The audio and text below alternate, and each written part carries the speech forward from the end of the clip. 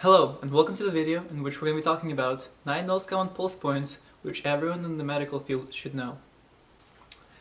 Let's start by talking about pulse rate. Pulse rate simply means how fast the heart is beating. Usually, we're going to be measuring the heart rate for 30 seconds and then multiplying it by 2 to get the average heart beats per minute. However, there are some exceptions to that. If the heart rate is irregular, we're going to be measuring it for a whole minute. And a few other exceptions, which we're going to go over later.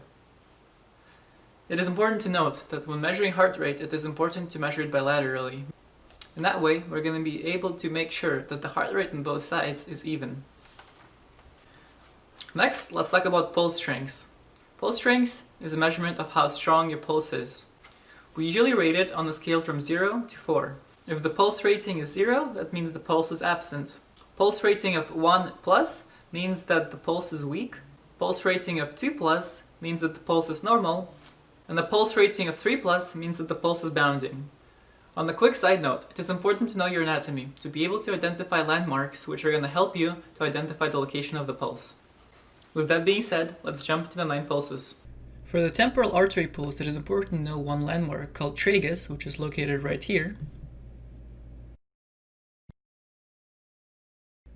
We're now able to locate the tragus and the zygomatic arch of the cheek, and in the middle, closer to the tragus, will be the temporal pulse point. With the carotid artery pulse, we'll need to tilt the head and first locate the trachea and then sternocleidomastoid. In the middle of those two, we'll be able to locate carotid artery pulse. Note that we do not check carotid pulse bilaterally. Apical pulse is taken with a stethoscope for 1 full minute. To locate the apical pulse, go to the middle of the clavicle and go down 1, 2, 3, 4, 5 intercostal spaces down to locate the apex of the heart. This is where the apical pulse point will be located. To locate the brachial artery pulse point, you'll first have to extend the arm with palm facing outward. Then locate the cubital fossa, and inside there will be the brachial pulse point. To locate the radial artery pulse point, you'll also have to extend the arm with palm facing outward. Locate the thumb and the radius, and alongside the radius will be the radial artery pulse point. The radial artery pulse point is often used to measure pulse rate in adults.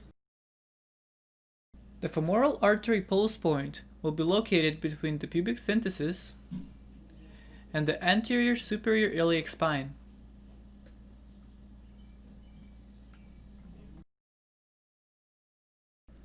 To locate the popliteal pulse, the knee will have to be bent 90 degrees to make it easier to locate. You can palpate popliteal pulse deep within the popliteal fossa.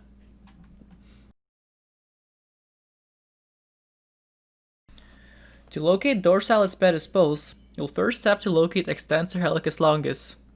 The pulse will be located laterally to it.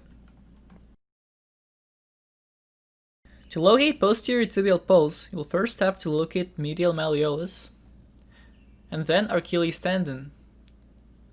The pulse will be located right behind the medial malleolus.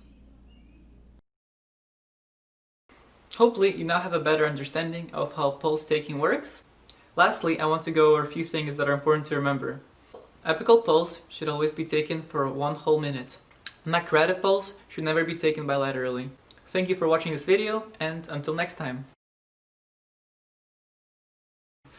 Okay, it's a bit hard, but it's okay. Alrighty, let's do this. That's 2 done.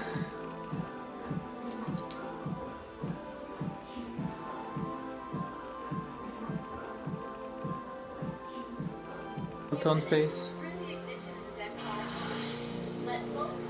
Oh wait. What are you like